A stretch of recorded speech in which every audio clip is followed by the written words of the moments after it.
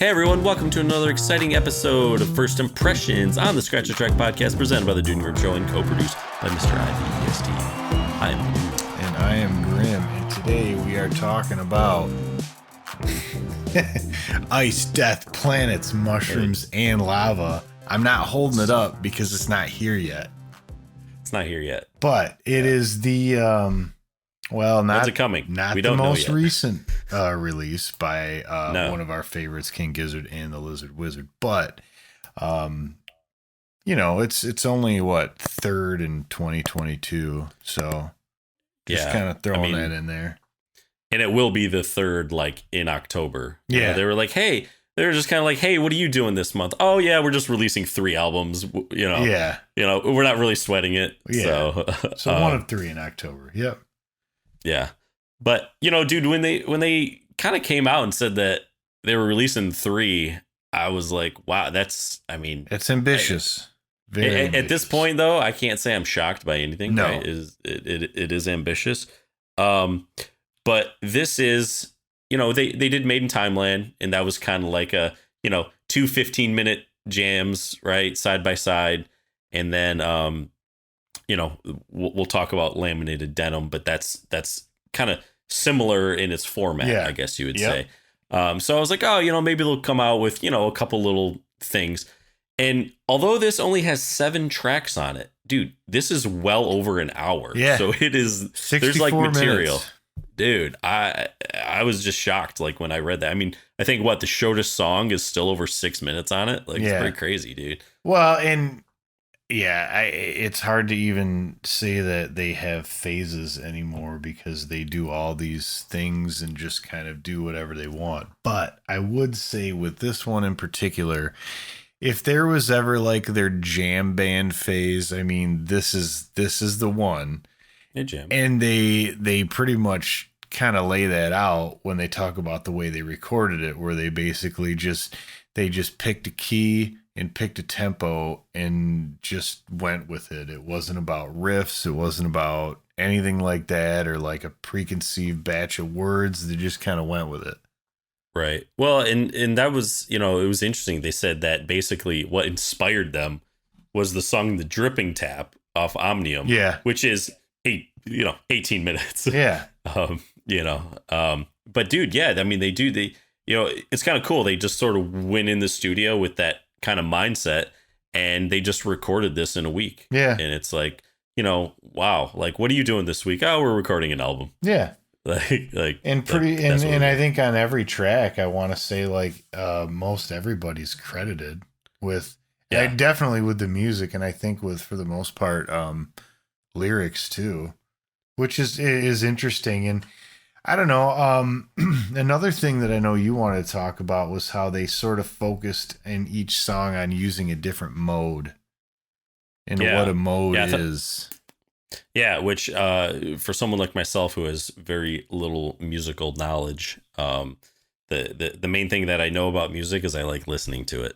And I like what I hear. But so when I heard this, it was basically they had sort of the song names, all they had, walking into the studio, they're like, okay, we got 7 song titles. And then they were going to build the songs around the 7 Greek modes. And so I looked that up and, it, for someone who doesn't know anything about music, it really didn't make a whole lot of sense to me. And, Well, the modes are basically, it's a way of note choices within a particular route that just have a different feel to them, right? And so there is 7 songs, huh? What is Ice 5 in? Ionian. Should be. Yeah, so that's just the major scale is the Ionian mode, so you'd know this. Right? That's just the major scale. There's nothing that is abnormal there. But then I want to say, but the first that would be then Ice 5 would have been in sort of the major scale, I guess. But then the first song, Mycelium, which I can only assume is mushrooms, is built on the Mixolydian mode, which just basically has a flat 7th. but it's just a different sound slightly. So it's like. So the seventh is a little different. And then one is Aeolian, which is just a minor scale. But it's the ones that get a little weird to our ears that are sort of a little off to us. And those two would be Phrygian and Locrian. And Phrygian sounds like this. A little dark, right?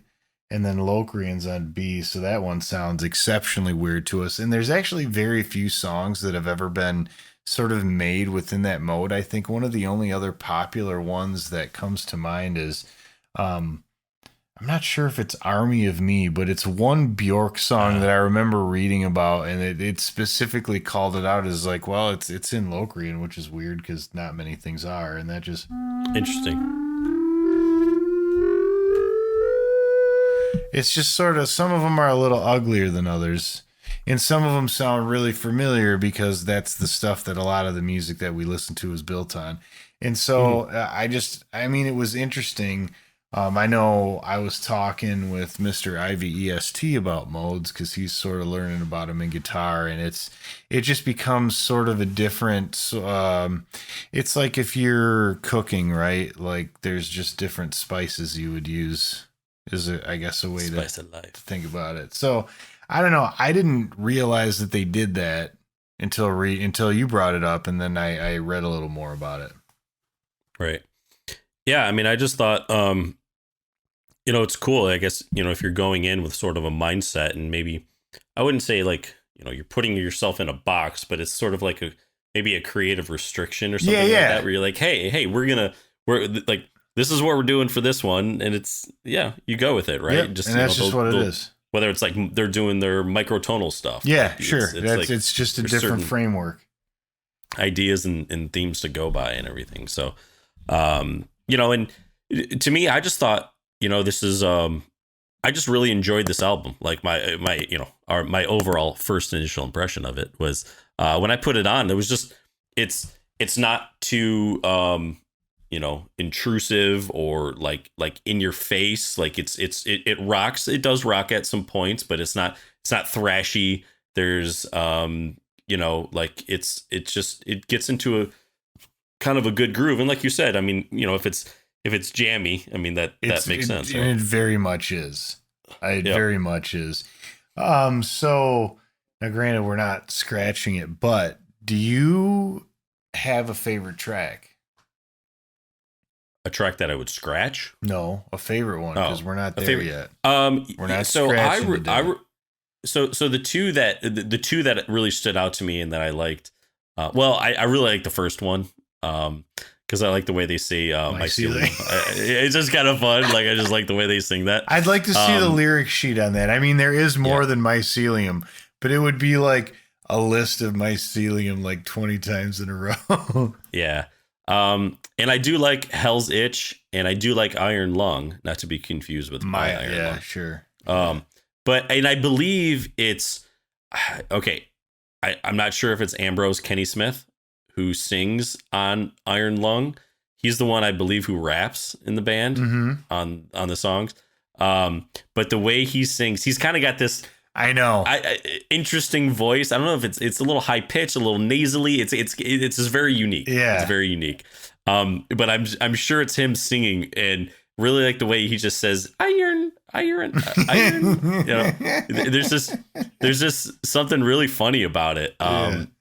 So yeah, man, I think I would say, I really like the first track because I just like the way it sets the tone kind of with the album and everything. And it's very just kind of smooth and pleasant to listen to. Yeah. But then also I really like Iron Lung as well. What about yourself? Dude, I know it was the lead off single, but man, Ice 5 is it for me. And I find myself just walking around just Ice 5, Ice 5. Yeah. Like I love the way they just just went right with the beat of the music, and there's something about it that I really, can we survive Ice 5? I don't know. And there's another really nice Ambrose Kenny Smith thing where he goes, where he's doing that Ice 5 in the background. Like he really gets it. Well, and we also heard that live. Yeah. So that was kind of cool too. At the first Red Rock show. The first, not the compromised second draft. Yeah. All right, man. Well, that kind of just overall wraps it up for me and my thoughts. I don't know if there's anything you want to add or if we're. One thing I did want to say is I don't have it yet physically, but just seeing the pictures, I really do like the cover art. It's sort of like a weird comic book in the way the text is and everything. Like, yeah, I don't know. There's something about that where like that'd be one you'd want to kind of just have in front, you know? Yeah, no, I agree. I really like, the cover of this one looks really cool. Or maybe right behind laminated denim, you know, the one that you have with the actual denim embossed, embroidered cover. So exactly. Yeah. So. A lot of interesting stuff lately in the albums. I think about like the end of the world and sort of like the beginning of the world. I don't know. It's interesting. If you look at the laminated denim thing, the stitching, it's Pangea. Oh yeah, okay. Yeah, they're really kind of, you know, lava. I don't know. It's interesting, like kind of where they're really going down like sort of a Neil deGrasse Tyson kind of heavy science thing, which is interesting. Like, subscribe, and comment below. No. This is actual science. This is real. Yeah. Like, there's facts. Okay.